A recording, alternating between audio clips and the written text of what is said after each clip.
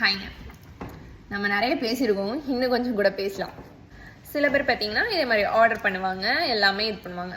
நான் எல்லார்கிட்டையும் சொல்கிறது ஒன்று தான், ஆர்டர் பண்ணி பேமெண்ட் பண்ணதுக்கு அப்புறம் உங்களோட கஸ்டமைசேஷன் என்னென்ன அப்படிங்கிறத சொல்லுங்க அப்படின்னு சொல்லுவோம். ஏன்னா ஸ்டார்டிங்லேயே ஒன்று சொல்லியிருப்பாங்க, கேட்கும் போது ஒன்று சொல்லியிருப்பாங்க, அப்புறம் 10 நாள் மெசேஜ் பண்ணியிருக்க மாட்டாங்க, கால் பண்ணி ஒன்று பேசுவாங்க, திருப்பி 10 நாள் கழிச்சு மெசேஜ் பண்ணுவாங்க.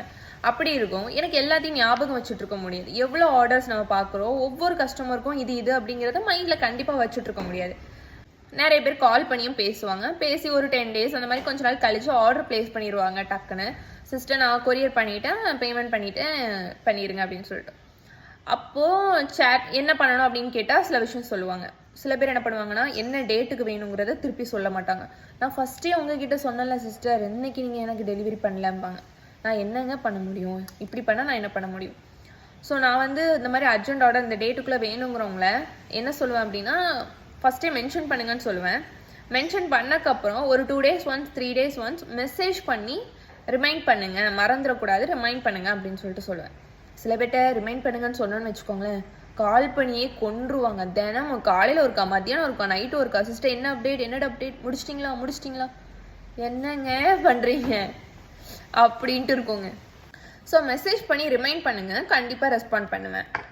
நிறைய நடக்குங்க இந்த மாதிரி. சில பேர் ஃபோட்டோஸே சென்ட் பண்ணியிருக்க மாட்டாங்க, சிஸ்டர் ஃபினிஷ் பண்ணலையான்னு கேட்டுட்டு இருப்பாங்க. ஐயோ கேட்டுகிட்டே இருக்காங்க, நம்ம சீக்கிரம் முடிக்கணும் அப்படின்னு சொல்லிட்டு எடுத்து நம்ம உட்காருவோம். அன்டைமில் நைட்டு இந்த மாதிரிலாம் நம்ம ஒர்க் பண்ணுவோம். ஏன்னா சில இது அவங்களோட ஆர்டர் வரக்கு லேட் ஆகும், அதாவது ஆர்டர் வைஸ் தான் பண்ணுவோம். அப்போ அவங்களது வந்திருக்காது, இருந்தாலும் அவங்க கேட்டுகிட்டே இருக்காங்களே, இன்னைக்கு பண்ணிடுவோன்னு சொல்லிட்டு எடுத்து வச்சுட்டு உட்காந்தா அவங்க காலையில் உட்காந்தாலும் சரி, சில பேர் நம்ம கால் பண்ணால் எடுக்க மாட்டாங்க, ஃபோட்டோஸ் அனுப்பியிருக்க மாட்டாங்க. ரொம்ப டென்ஷன் ஆகும். அர்ஜென்ட் ஆர்டர்னு கேட்பாங்க, 2 daysல வேணும்னு கேட்பாங்க. நம்ம அதுக்காக அவைலபிலிட்டி இது பண்ணிட்டு ஓகே சிஸ்டர் பண்ணித்தரேன் அப்படின்னு சொல்லிட்டு சில பேருக்கு ஓகே பண்ணுவோம். அதாவது அவைலபிலிட்டி இருந்தால் மட்டும்தான் எடுத்துப்போம். எல்லாமே சென்ட் பண்ணுவாங்க. காலையில் பார்த்தா அது இருக்காது, இது இருக்காது, திருப்பி கால் பண்ணால் எடுக்க மாட்டாங்க. அப்புறம் நான் எப்படி கொடுக்க முடியும் சொல்லுங்கள்?